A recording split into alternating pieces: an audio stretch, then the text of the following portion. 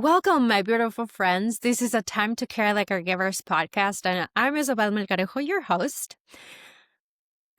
Today, we have a special guest. Her name is Dr. Laura Paredes, and she is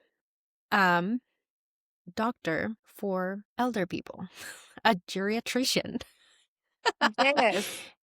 And I always forget how the name of your specialty. Welcome, Laura. I thank you for inviting me, Isa. I'm so glad to be with you and talk about this theme that is very important for everybody. So the reason why I wanted to talk with Laura is because a lot of caregivers burn out. So what can you tell us about it? What happens in life that makes caregivers burn out? Yes. Well, almost everybody that can hear us take care of an aging parent, sick partner, or loved ones with chronic illnesses. I do think that everybody is know what to take care of someone means. It comes to an extent that it can also burn us out. It's a beautiful act of love to take care of someone, but if we're not careful enough, caregiving can take a serious toll on our own health and well being. So it is important to know how to take care of ourselves to take care of someone else because we're doing everything for our loved one, but we forget about us. And if we are not well, who is going to take care of our loved ones? So I do think that's the thing. So in your expertise, how do you notice, is there a change when caregivers are burnout or when they are not? Do you notice any difference in the patient? Well, yes, I do. And it is a very common thing. With all my patients, almost every caregiver has this burden. And I do see a change because they also forget about themselves. I don't know if you want me to tell you like an experience I have. Of Can I? course. Yes. Well, um, what can I tell you? I have this example, this patient that she's the sole caregiver for her mother who suffers from cognitive decline. And when her mother fell ill with a urinary tract infection, everything changed for her because she had this conduct, behavioral shifts, sleepless nights, and she barely slept. She struggled to focus at work, and she carried a constant weight of guilt every time she left the house. So even when she had 3 nurses to take care of her mom, when she left out the house to work, she was like very anxious to know if everything was okay, and she felt guilty because she left home. It was so frustrating for her that she quit her job, stayed at home to take care of her mother. And for my surprise, this was last week. I went to see the mother who was ill, that now she was in perfect conditions. She was 100% healthy now, but now the one that was struggling was her. I did see that she was like as if a candle, almost burned out. She was without hygiene. She was also very like sleepless. I don't know how to say this. She was not sleeping well. She also was with some cough, and instead of looking for the patient, I was checking on her now. And I do find that she wasn't taking her medications for her pulmonary chronic disease, obstructive disease of the lungs. So she was almost in like a day to become hospitalized. So I was like very shocked that she forgot to take her medications. She was taking so well care of her mother, but she forgot about herself. So this is just an example, as other patients I also had that they forget her hypertension treatment or the diabetes treatment in order to take care of the patient. But what they don't know is that if they are not well, who is going to take care of the mother or the father who is ill? And I mean, this is very important. And I was like very alarmed. And I do this every time. I always tell them, please take care of yourself, because if you are not okay, you're not going to take care of your parents. But I mean, they are doing this with all the love they have, that they don't see that they are missing out their health. So It is. And probably you know the statistics better than I do, but I believe that it's 40% of caregivers will pass before the patient. And I think it's because of this. You're so immersed in caring for somebody else that you completely forget that you have a health to take care for and you have a body that needs care and uh, love and joy and abundance and all of the things. yes, you forget about yourself to take care of the others.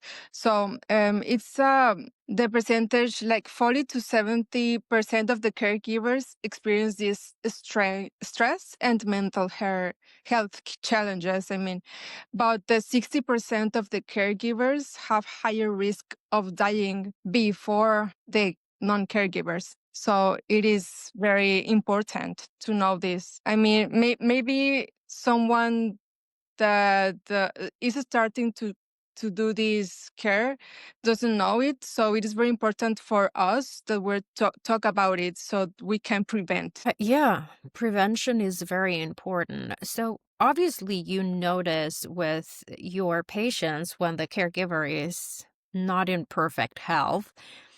And I think you're amazing that you notice and you pay attention and you do something about it. Um, Yes. because I don't think everybody does it.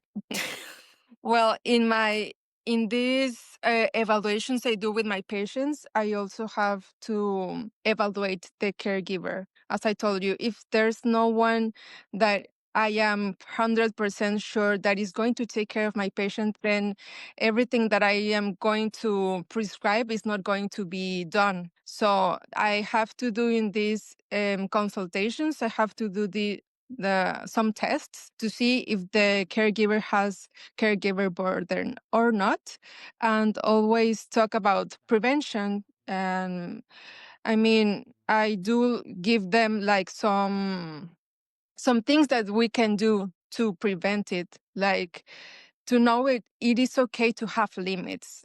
um every time I talk about them about caregiver burden, they tell me that they do not have it, even though I see it. They say, no, that's impossible. I cannot have that because I'm doing this with all my love.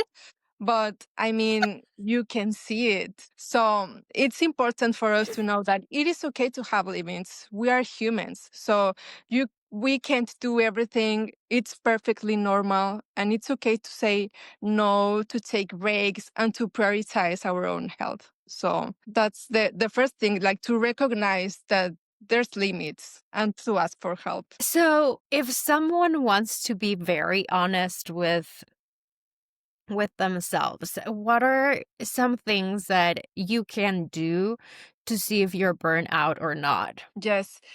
Well, let's talk about if you stop doing things that you regularly do, like stop seeing friends, stop doing exercise that you did, stop going out for the coffee that you were happily doing before, or yes, before. Mhm.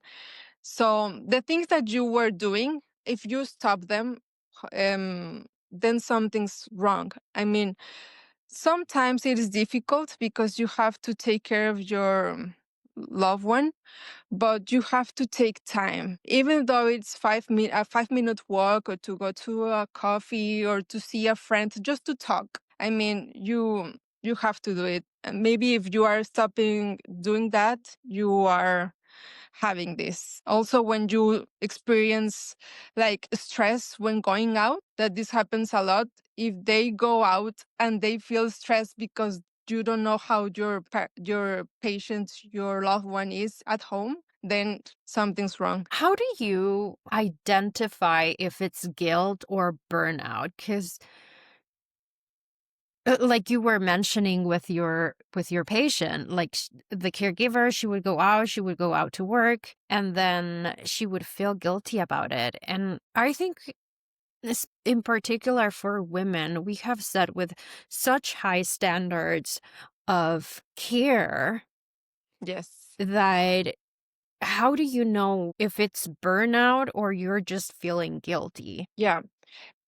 If you experience it nearly always, I mean, sometimes you can have it rarely or sometimes once, twice, but if you every time you go out, you feel this stress, then you have it. I mean, when you also feel angry when you are around your relative, if you are afraid of what will happen to them, if you feel that your social life has come to an end because you have to now stay at home, then if it happens so nearly always, then you have it. I mean, also it is important for you to go to health professional so that we can discuss this and to know if it is or if it is not. There's a test that you can download and it's called the Sarit Burden Interview that you can there's a lot of questions. I do think I recall it's like 12 questions, and there's specific ones that tell you if you feel it sometimes, relatively always, and or never, so that you can know how much stress are you because of your family. I didn't know that was available, and I think it is a great resource, especially Yes. if we don't consider ourselves burned out. Yes, and you can download it. It's Sarit Caregiver Burden Interview. We're we're So gonna put that in the show notes so people yes. have access to it. Mhm. You can Um, download it and you can see the score, and it tells you if you have the burden or not. Mhm. Perfect. And um, what was I gonna say? So, given that I am shocked that a lot of caregivers say they are not burned out. So I'm guessing the statistics are higher. Yes, I mean, mhm. You're right.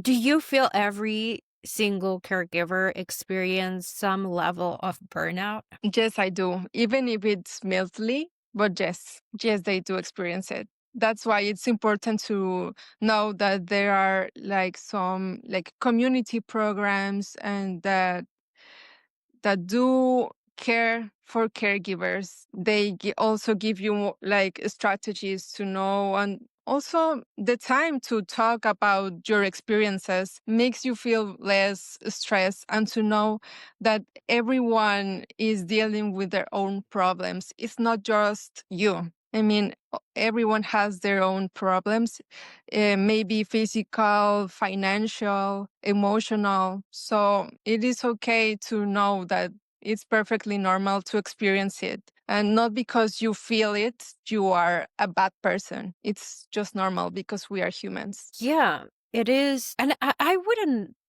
when I was a caregiver, I never consider myself burned out, but I guess with perspective, I was definitely burned out.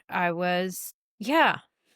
Yes. Did you relate to that? That you said that you didn't have caregiver burden? I, d- I don't know. I was very young, and Wow. I think a lot of things with perspective change. It was definitely a burden for me because it was a lot of problems at the same time that needed attention. It was just not health. Yes. It was legal and financial and figuring out stuff around my life. So, and it was not just my life, it was my mom's life as well. Yes, of course. So, so I guess I was dealing with grief and burnout, and I don't know what else. Yes, there was a lot.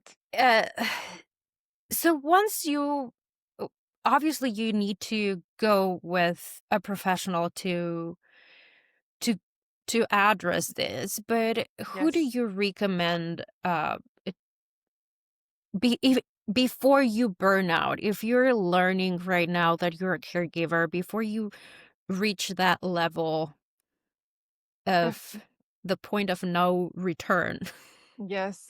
what do you recommend doing, to prevent that? Yes, I will suggest to always take care. Don't forget about yourself. Like sleep is essential, eating well, doing exercise, to keep your own health checkups. Don't forget that you are also, well, dealing with your own problems and with your family and your patients or the loved ones. So just take care of yourself. Take out time for a hobby, meditation, time with friends, whatever that recharges you. Because caring for someone else only works if you are taking care of yourself too.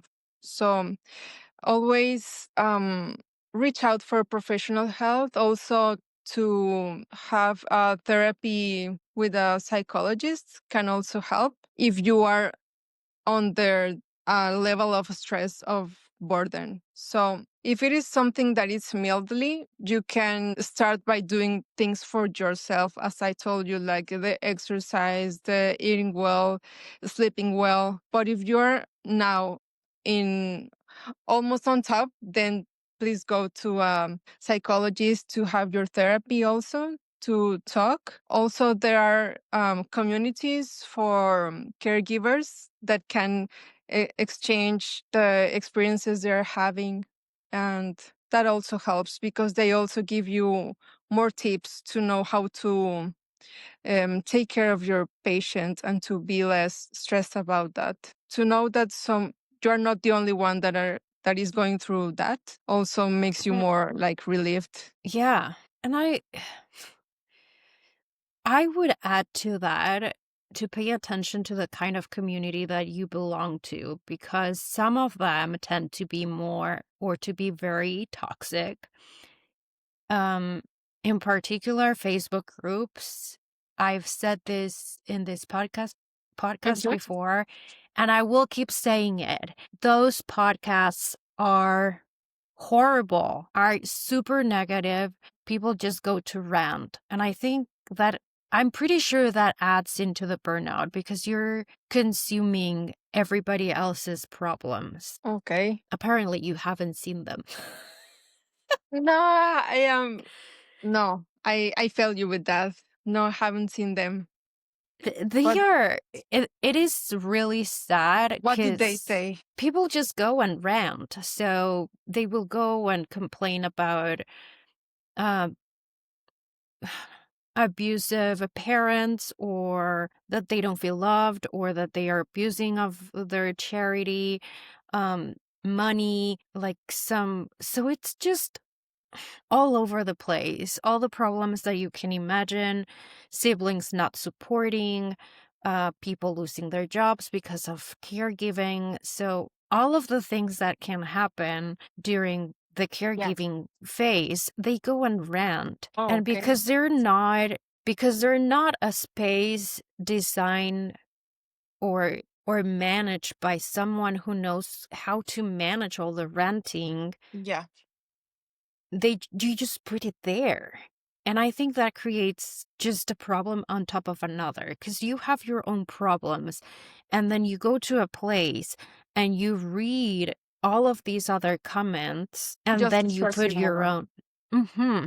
So I think you need to pay attention to where you're putting. And I love the idea of having a community and friends, because friends, you're not necessarily going to be talking about problems. You can talk about anything. Yes, to take you And out of your ordinary life, like to just talk about everything, anything else. Yes. yes. So, is there anything in particular that makes caregiving easier in terms of health? Like, Mm. I don't know, like having certain controls over medications or I don't know, like from the medical perspective, what would make caregiving easier? Oof.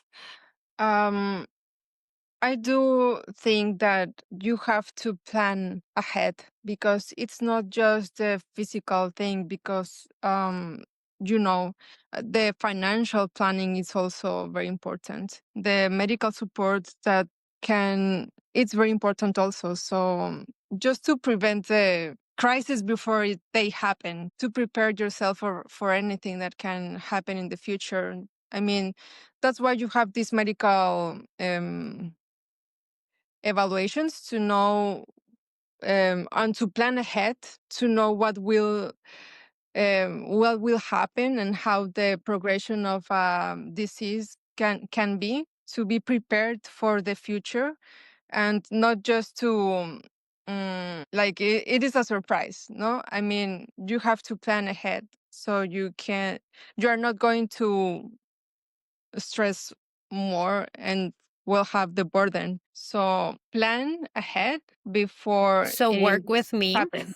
Yes. So that this is why it is Dr. very Laura important. is to Dr. Laura, to everybody out there listening to us, Dr. Laura just told you to hire me.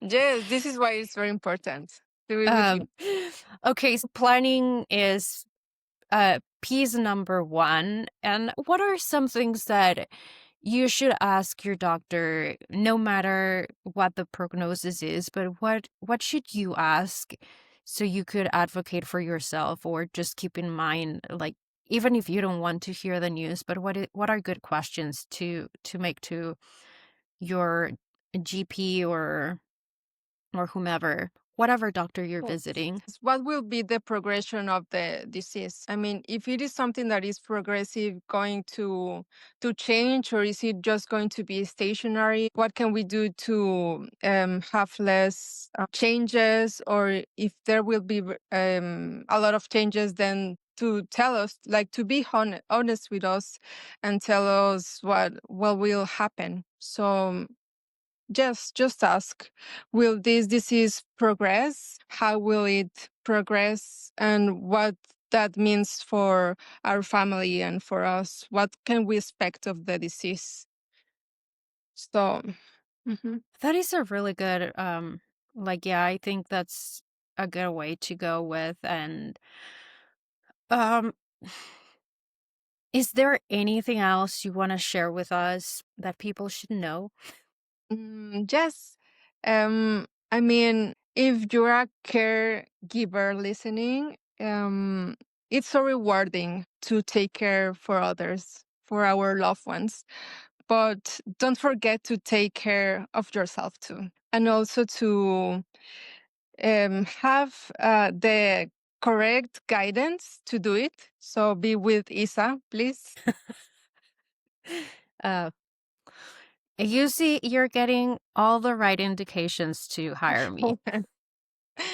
Yes, I do think it's a very important for everyone to have less burden. So where can people reach out if they have questions, if they would like to learn more, or if they want you to be, well, probably, I don't know if anybody is listening where you are, but maybe you will share this with your clients, with your patients. So where Yes. can people reach out to you? Well, I am a geriatrician from Mexico, so I live in Mérida, Yucatan.